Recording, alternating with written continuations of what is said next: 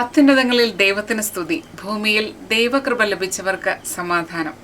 ദൈവകൃപ സ്വീകരിച്ച് സ്നേഹത്തിലും സമാധാനത്തിലും വർത്തിച്ച് നാം ഓരോരുത്തരും നിത്യജീവനിലേക്ക് പ്രവേശിക്കണമെന്നാണ് പിതാവായ ദൈവവും പുത്രനായ മെസ്സിഹായും ആഗ്രഹിക്കുന്നത്.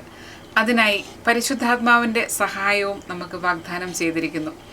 ഇങ്ങനെ നമ്മെ ഓരോരുത്തരെയും നിത്യജീവനിലേക്ക് പ്രവേശിപ്പിക്കണമെന്നും നാം ദൈവത്തോടൊപ്പം ആയിരിക്കണമെന്നും പിതാവായ ദൈവവും പുത്രനായ മെസ്സിഹായും ആഗ്രഹിക്കുന്നതിനുള്ള കാരണം എന്തായിരിക്കും?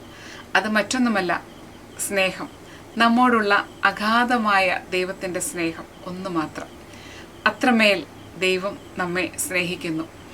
ഈ മംഗളവാർത്ത കാലത്തിലേക്ക് നാം പ്രവേശിക്കുമ്പോൾ ഇന്നത്തെ ദിവസം ധ്യാനിക്കാനുള്ള വചനവും ഇതുതന്നെയാണ് നമ്മോട് പറയുന്നത്. യോഹന്നാന്റെ സുവിശേഷം 3-ാം അധ്യായം 16-ാം വാക്യം. തൻ്റെ ഏകജാതനായ പുത്രനിൽ വിശ്വസിക്കുന്ന ഏവനും നശിച്ചു പോകാതെ നിത്യജീവൻ പ്രാപിക്കേണ്ടതിന് അവനെ നൽകാൻ തക്കവിധം ദൈവം ലോകത്തെ അത്രമാത്രം സ്നേഹിച്ചു.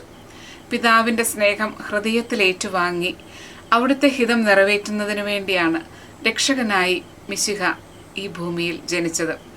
ദൈവത്തിൻ്റെ അഗാധമായ ഈ സ്നേഹം അതിൻ്റെ പൂർണ്ണതയിൽ നമുക്കും സ്വീകരിക്കാൻ സാധിക്കണം. അതിനായി നമുക്ക് കൽപ്പനകൾ പാലിക്കാം, ദൈവസ്നേഹത്തിൽ നിലനിൽക്കാം.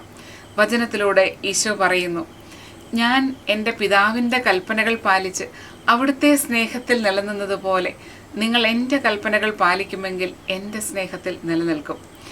ദൈവസ്നേഹം നമ്മിൽ നിലനിൽക്കുമെങ്കിൽ നമുക്കും മാതാവിനെ പോലെ ഇതാ കർത്താവിൻ്റെ ദാസി, നിന്റെ ഹിതം എന്നിൽ നിറവേറട്ടെ എന്ന് ഏത് സാഹചര്യത്തിലും പറയുവാൻ സാധിക്കും.